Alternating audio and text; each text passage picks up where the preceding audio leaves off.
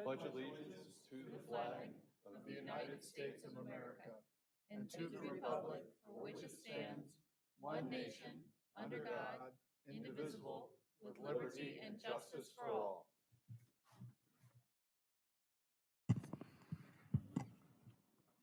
Roll call, please. Mayor Griffin? Here. Councilmember Zimmer? Here. Councilmember Ward? Here. Councilmember Wirtz? Here. Councilmember Gibbons? Here. Councilmember Sears is currently absent. Councilmember Dewey? Here. Thank you. We have no formal recognitions tonight, but I do want to make one quick one, and that's just to recognize the work of our wonderful staff after the storm on, I guess, Friday night and Saturday. The electric department worked tirelessly to get electricity back. The fire department, police department, parks, all the public works department, streets, sanitation, water. I don't know if I'm missing anyone, but the work was just incredible. And I don't mean to disparage Ameren, but I don't know if anyone got any emails or calls saying, hey, we're in Ameren, but can you help us? And it's like, it just shows what what our people can do. It's just fantastic. So Russ, if you will extend, please, to all department heads and just the staff of the great appreciation, not just from the council, but from all the residents of Kirkwood. Absolutely. Yeah, and then in addition, we are picking up storm debris. A policy was set several years ago. So Russ, do you mind explaining what that is? Yeah, the city invoked its storm debris pickup policy. This occurs whenever we have a significant storm in the city of Kirkwood where there's damage throughout the city or even in just isolated areas if it's significant damage. And that's where the city works with our contractors to send trucks around the city to, we have a knuckle boom truck, or they have knuckle boom trucks that basically have a claw in the end and will pick up the debris. All we ask is that the citizens please place that debris directly behind the curb, not in the street, and between the sidewalk and the curb in that area in the city right of way, so that it's easily accessible, and don't park in front of it if possible, so we can always access it. We started this on Tuesday. We expect probably about 2 weeks worth of work, judging from the amount of debris that has been accumulated in place so far. So we advise folks to get it out to the curb as quickly as possible. And there's a lot of information on our website, I know. Absolutely, it's on the website. Very good. Thank you. Thank you so much for that. We have a couple presentations. One is the Spire Silver Shovel Award, and I think I see two people from Spire here. And I bet one is Todd Fagan and one's Alan Meyer. Oh. I took Brown, Jim Shealy. Okay. Come on up. Absolutely. Please come up. Yeah. Bill, you want to come up too? I think you're going to receive the award on behalf of the department. Mm-hmm. Thank you. My name is Todd Fagan. I'm the right-of-way manager for Spire. With me, Tim Shealy. He's with our damage prevention department. Thank you for letting us come here and talk about excavation safety. Not a flashy topic, but very dear to us. Spire one of our core values is safety, right? Everything we do revolves around safety. And we have our own damage prevention department that does inspections when investigations, when a line is hit. Our own safety department doing inspections. So one of the things we want to do is recognize excavators that have that same dedication, commitment to safety as we have. And so 2 years ago, we came up with this, which is hard to say, Silver Shovel Award. And it is to recognize public works departments that are working in a safe manner, right? And part of the criteria is you have to be in our service territory. You have to be a member of Missouri One Call in good standing, follow the rules and regulations, not overcalling, not forgetting to call. And you have to go a calendar year with no at-fault damages. And that's where they were at fault. The excavator comes up and dug into our lines. And so that's why we're here tonight. In 2020, your Public Works Department had over 150 call-ins without one single at-fault accident, right, with hitting our lines. And You know, you might think, well, 150 is not a lot. Well, we were damaged almost 1,500 times in 2020, right, throughout the state of Missouri. So if we could get more cities to reduce that, you know, follow Bill's lead with his team to not damage our lines, to dig safely around there, we will keep shrinking that number, right? So we'd like to go ahead and present the award. I'd like to just read it if I could. Keep our community safe together.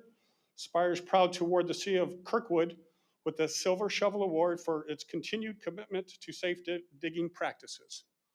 And you see there, we have on there 2020, and we have many spots there so that we keep coming back every year and keep adding to that, right, to keep it going. So congratulations, Bill. Thank you very much.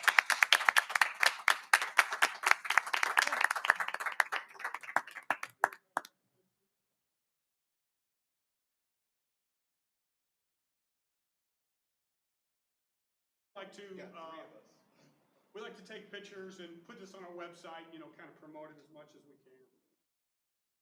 Mayor, is that going to be going on tour? That's right. Hopefully it stays here. Okay, thank you very much. Thank you. Thank you, Tim. Thank you, Bill.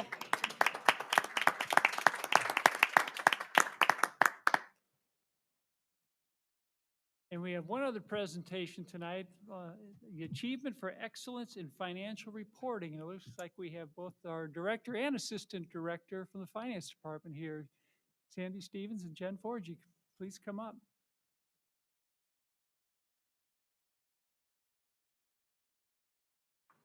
I would just like to say that this is something that we do not receive in a bubble. We have a whole team, the finance department, the department heads, the support of Russ and the council. And we're one of the few finance departments that put together their actual financial statements. And it's just something we take a real pride in, and we've earned this award since 2002 when we started producing the comprehensive financial report. And we just take a lot of pride in this is reviewed by people outside of the state of Missouri so that there's no collusion or anything. And they come up with recommendations so that we can every year make our document a better document. Thank you very much for all you do.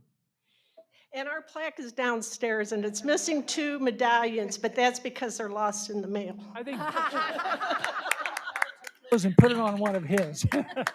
Thank you, Jen. Thank you, Sandy.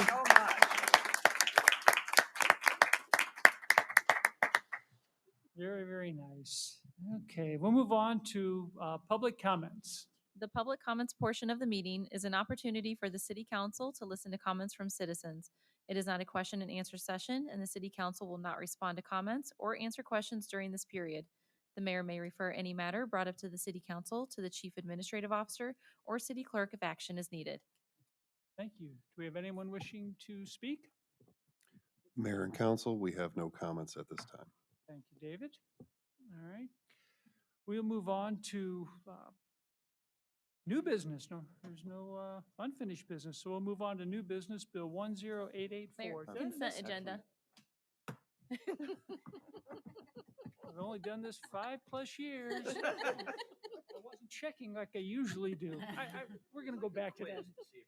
You're funny. You ever feel stupid? Don't you answer. I would move for a mulligan on that one, Mayor. All right. Consent agenda. Is there a motion to approve the consent agenda? Motion. Motion is second. Second. Questions or comments? Second. All right, seeing none, all in favor, please say aye. Aye. Say no. Motion passes. Unfinished business, there is none. New business, is that correct? All right, thanks. Yep. Bill 10884. Mayor and council, this is an ordinance granting a special use permit amendment for vehicle sale and rental, motor vehicle repair shop major, and vehicle wash, and approving the amended site plan at 10725 Manchester Road, Blue Fuse Toyota, subject to certain conditions. Is there a motion for approval? So moved. Motion and a second. Any questions or comments? All right, seeing none, all in favor of first reading, please say aye. Aye. Say no. Bill passes first reading. Bill 10885. Mayor and Council, this is an ordinance amending the Kirkwood Code of Ordinances, Chapter 13, Article 2, Section 1334, subsection C for itinerant merchants, peddlers, and solicitors, plus any additional administrative costs incurred, including the cost of the criminal record check. Is there a motion for approval? Motion. Got a motion and a second. Any questions or comments on this bill? All right, seeing none, all in favor, please say aye. Aye. Say no. Bill passes first reading. Bill 10886. Mayor and Council, this is an ordinance amending the Kirkwood Code of Ordinances, Chapter 14, Article 8, Section 14-396, Schedule F, speed limit designations. Is there a motion for approval? So moved. Second? Second. All right, any questions or comments? Councilmember Zimmer. Oh, Yes, thank you. I just wanted to mention, this has the speed limit designations on Schedule F, and I would like to see us somehow tie this into our Vision Zero plan so we can provide this information to the public. Thank you. And I would just say thank you to Bill's department and Bill for getting this together. It is a great, and it's a great time that it's come. Yes. Councilmember Well, I Gibbons? just wondered could somebody explain to me the philosophy behind I don't understand why Alice Avenue could still be 25 miles an hour and Pearl Avenue, my street, 20. So what was behind how the streets were designated? Russ, you or Bill, or, I mean, I could take a stab at it, but Bill would probably know more specifically. Well, basically, this is the first step, okay?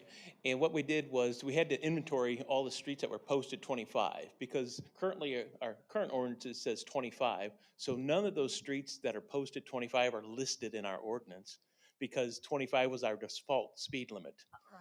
So when we changed the speed limit to our default to 20, we had to inventory in all streets that are posted at 25. Some streets are posted at 25 right now, and they stayed posted at 25. So we did no analysis in the aspect of what to change, okay? So right now, we changed the default speed limit to 25. So it's unposted, it goes to 20, Okay, so okay? if they have a sign on their street of 25, it stayed It at stayed, 25. Okay. and as all Councilmember Zimmer said, we should go through another analysis through Vision Zero and make recommendations for additional streets that could be dropped down to 20. Thanks. Absolutely. Thank you, Bill. All right, any other questions or comments? All right, seeing none, all in favor of first reading, please say aye. Aye. Aye. Say no, motion passes.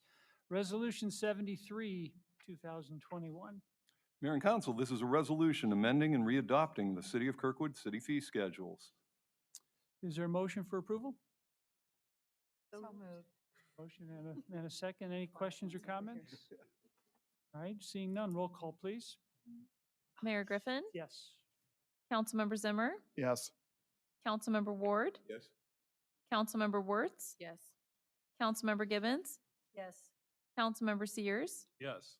Councilmember Dewey. Yes. Resolution passes. Resolution 75, 2021. Mayor and Council, this is a resolution authorizing and directing the mayor to enter into a ground lease for the property located at 140 West Argonne Avenue, Kirkwood, Missouri. Is there a motion for approval? Move approval. All right. Second? Second. All right, any questions or comments on the resolution? All right, seeing none, roll call, please. Mayor Griffin, Yes.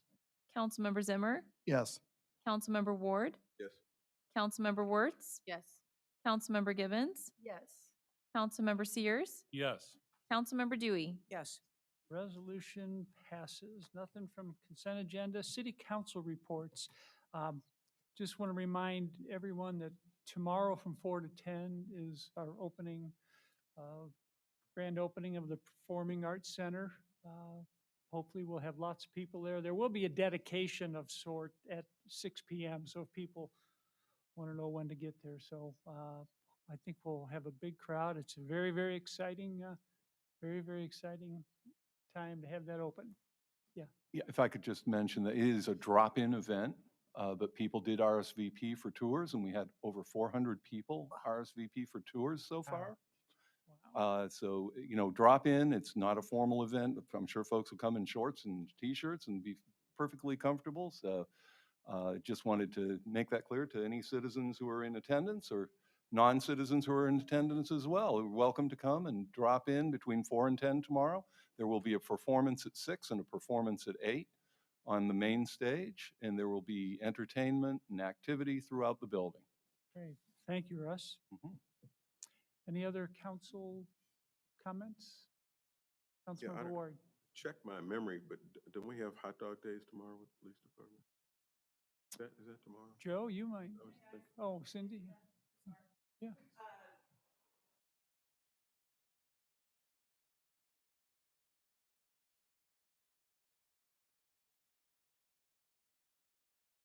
Yeah, and that's come as you dress too. Just not in your pajamas. Only thing to worry about is the weather. You know, dress pajamas are okay. Yeah. I did want to note that the Kirkwood School District took some good advice, and they are, they're rehabbing and expanding all of their buildings, and they are prepping those buildings for installation of emergency generation that would be on trailers, which is a great deal for them, because if there's a localized outage, historically, 500 kids' parents get a phone call saying, I know you've been at work for 2 hours, but you got to come home and get these kids back. So they'll now have the capability of bringing in a trailer-mounted generator and hooking those buildings up. That's important to us in that it gives us an opportunity to negotiate, to participate with the school district on doing that, because we don't have any large shelter-in-place buildings in the city. We've got the community center, but I don't believe it has emergency generation capacity, capability. So I think having 7 buildings in our community, which in the event we had a large scale problem with weather or whatever, whether it's too cold, too hot, or storm damage, we'd have some place to shelter the residents in our community. So I'd urge us to take a look at that. Thank you. Yeah. All right, anything else from council? Yeah. Just looked it up. It's tomorrow, Lunau Park, 11 to 1:30. Thank you. Chief Administrative Officer report. Yes, sir, Mayor. The city has received an application for a temporary outdoor promotional variance from Taleo Coffee, 132 West Monroe Avenue, for a grand opening event on the parking lot on August 7th, 2021, from 6 a.m. to 6 p.m. And the application would require a city council approval by voice vote. Is there a motion for approval? Move approval. For a second? Second. All right, motion and second. Any questions or comments? Councilmember Zimmer. The date that I show is August 14th. Is that correct or not? It is the 14th. You're correct. Okay. What was printed Thank you, here Russ. says the 7th. So Okay. good catch. Applicant Olivia, I apologize, she changed the date to August 14th because she didn't believe that they would be ready by the 7th. Okay, great. Okay. Just wanted to verify. Thank you. Right. All right, seeing no other questions or comments, all in favor of the motion to approve, please say aye. Aye. Say no, motion passes. That it? That's all I have, Very Mayor. good, Thank you. City Attorney report. I do actually have something to report. I'm sure this council is fully aware that you passed a resolution along with the Downtown Special Business District authorizing us to move forward with the creation of a citywide TDD. And we filed that petition back in May, and Judge Vincent issued an order back in May ordering us to publish notice and set a public hearing for today. We held that public hearing at 10 a.m. Again, the purpose of the public hearing was to allow citizens to make any comments, ask any questions that they might have about the creation of the TDD and the implications of that. I will add that Missouri Highway and Transportation Commission and St. Louis County filed an answer to our petition, and their answer basically was that we have no issue with what they're doing as long as the court finds that it meets all the statutory requirements, which is what our obligation is. So we held this public hearing today. There were 3 people that attended. None of them were Kirkwood residents. They were there really they told me, just for informational purposes, just to observe. They made no comments. So following the public hearing, the next step is, and the judge did this, is she set the hearing. I back up. Judge Vincent, unfortunately, had some health issues, so he couldn't attend the hearing today. It was conducted by Judge Roboto.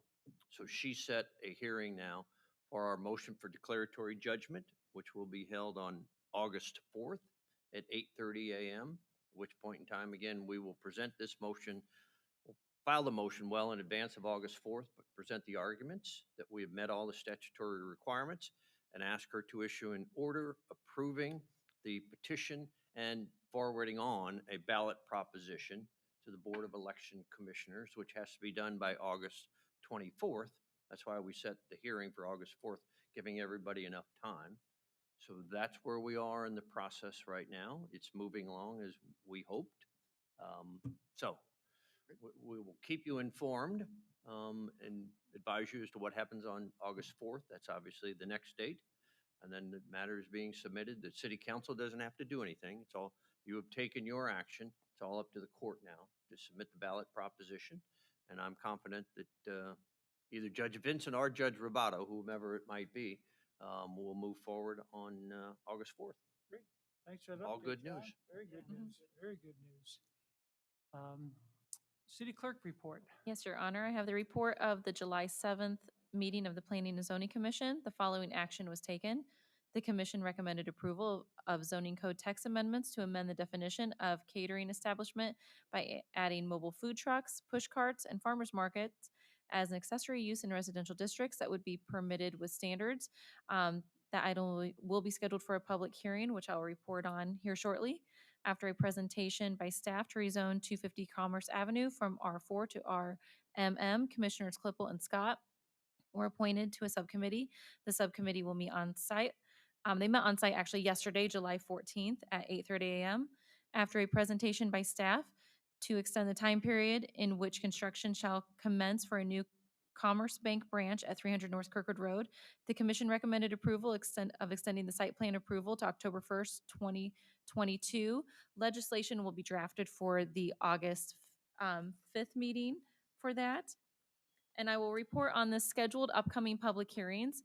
For August 5th, we have scheduled the item from this Planning and Zoning Commission report, a request for zoning code text amendments to amend the definition of catering establishment by adding mobile food trucks, push carts, and farmers markets as an accessory use in residential districts that would be permitted with standards.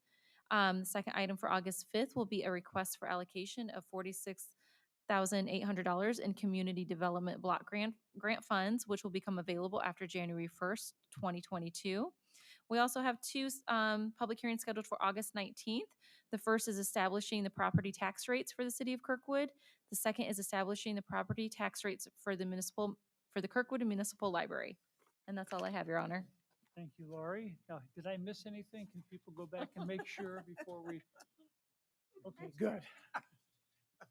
All right, next meeting, City Council, 7 p.m. on August 5th. This meeting is adjourned.